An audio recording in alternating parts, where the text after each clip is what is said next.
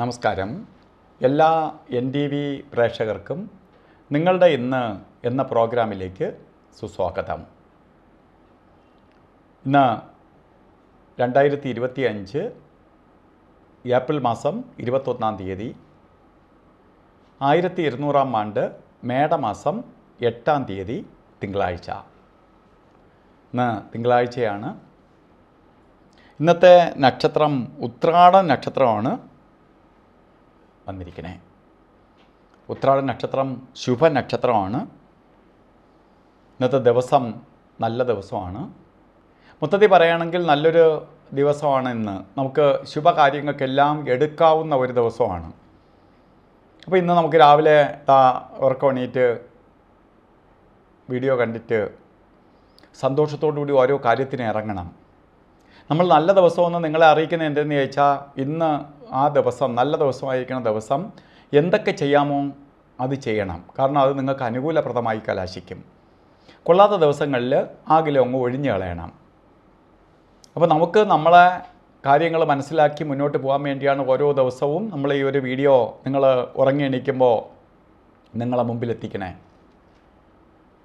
അപ്പോൾ അത് ചെയ്യാമെന്ന് പറഞ്ഞാൽ നമ്മളുടെ സബ്സ്ക്രൈബേഴ്സായിട്ടുള്ള ആൾക്കാരുടെ ആവശ്യപ്രകാരം ആണ് നമ്മളിത് ഇടുന്നത്. അതുപോലെ തന്നെ NTVയുടെ ആൾക്കാർക്ക് അവർ ആവശ്യപ്പെട്ട പ്രകാരമാണ് ചെയ്യണത്. അപ്പോൾ അത്രയും പേർക്ക് അവർ ഇന്നത്തെ ദിവസത്തിൽ അപാകത വരാതെ കാര്യങ്ങൾ കൊണ്ടുപോകാൻ സാധിക്കും.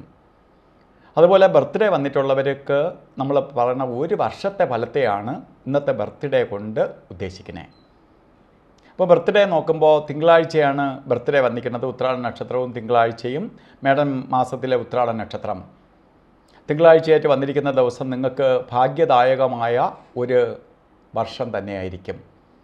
പ്രത്യേകിച്ച് സാമ്പത്തിക നേട്ടം, മംഗല്യം നടക്കാത്തവർക്ക് മംഗല്യം, അതേപോലെ വീട് വയ്ക്കാൻ ആഗ്രഹിക്കുന്നവർക്ക് വീട് വയ്ക്കുക, അതുപോലെ വാഹനം വാങ്ങാൻ ആഗ്രഹിക്കുന്നവർക്ക് വാഹനം വാങ്ങാനുള്ള ഭാഗ്യം, ഇവയൊക്കെ നേടിത്തരുന്ന ഒരു വർഷമാണ് നിങ്ങൾക്കെന്ന് അറിയുക. ഇതൊക്കെ നിങ്ങൾക്ക് വളരെ ഐശ്വര്യപ്രദമായ അവസ്ഥകൾക്ക് ഇടവരുത്തും.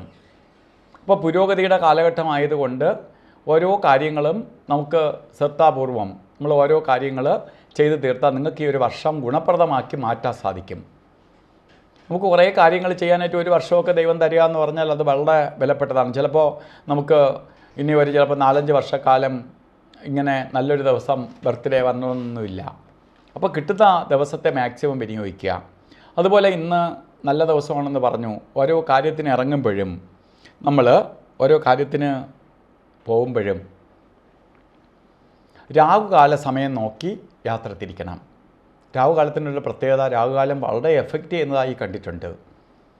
നമ്മൾ ശ്രദ്ധിക്കാതെ രാഹുകാല സമയത്തൊക്കെയാണ് ഒരു ശുഭകാര്യത്തിന് ഇറങ്ങുകയാണെങ്കിൽ നമ്മളേറ്റി ചുറ്റിച്ച് പാമ്പ് ഇഴയും പോലെ ഇഴപ്പിച്ച് പലതരത്തിൽ കഷ്ടപ്പെടുത്താൻ ഇടവരുത്തും. അതുകൊണ്ട് രാഹുകാല സമയം നമുക്ക് വളരെ സൂക്ഷിച്ച് വേണം യാത്രയ്ക്ക് തിരഞ്ഞെടുക്കാൻ. അപ്പോൾ തിങ്കളാഴ്ച ദിവസം പൊതുവെ രാവിലെയാണ് കലണ്ടറിലൊക്കെ രേഖപ്പെടുത്തിയിരിക്കണേ.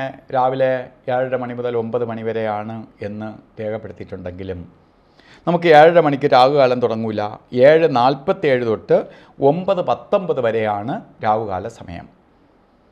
അത് നമുക്ക് യാത്രയ്ക്ക് മാത്രം എടുത്താൽ മതി. പക്ഷേ യമകണ്ഠ കാലസമയവും ഗുളിക കാലസമയവും ഒരു ശുഭകാര്യത്തിനും എടുക്കരുത്. ഇവിടെ ഗുളിക കാലസമയം വരുന്നത് 1:55 തൊട്ട് 3:28 വരെയും യമകണ്ഠ കാലസമയം വരുന്നത് 10:51 തൊട്ട് 12:23 വരെയും. ഈ സമയം ഒരു ശുഭകാര്യങ്ങൾക്കും എടുക്കരുത്. ഇന്ന് നമുക്ക് അഭിജിത്ത് മുഹൂർത്തമുണ്ട്. അഭിജിത്ത് മുഹൂർത്തം വരുന്നത് 11:59 തൊട്ട് 12:47 വരെ. ഈ സമയം അഭിജിത്ത് മുഹൂർത്തത്തിൻ്റെ സമയമാണ്. മറ്റ് മുഹൂർത്തങ്ങളില്ലെങ്കിൽ പോലും അഭിജിത്ത് മുഹൂർത്തത്തിന് അത്ര പ്രാധാന്യമുണ്ട്. അതുപോലെ ഇന്നും നമ്മൾ ഓരോ കാര്യത്തിന് ഇറങ്ങുമ്പോൾ വസ്ത്രധാരണത്തിന് പ്രാധാന്യം കൊടുക്കുക. വീട്ടിൽ നിൽക്കുമ്പോഴും നോക്കുക, ശുഭ്രവസ്ത്രം, വെളുത്ത വസ്ത്രം അല്ലെങ്കിൽ ശരിക്ക് പേളിൻ്റെ കളറിലുള്ള വസ്ത്രം ധരിക്കുന്നത് ഭാഗ്യദായകമായ അവസ്ഥയ്ക്ക് ഇടവരും. അപ്പോൾ ഈ ദിവസം എല്ലാവർക്കും ഭാഗ്യദായകമായി തീരട്ടെ എന്ന് പ്രാർത്ഥിച്ചുകൊണ്ട് നിർത്തുന്നു. നന്ദി, നമസ്കാരം.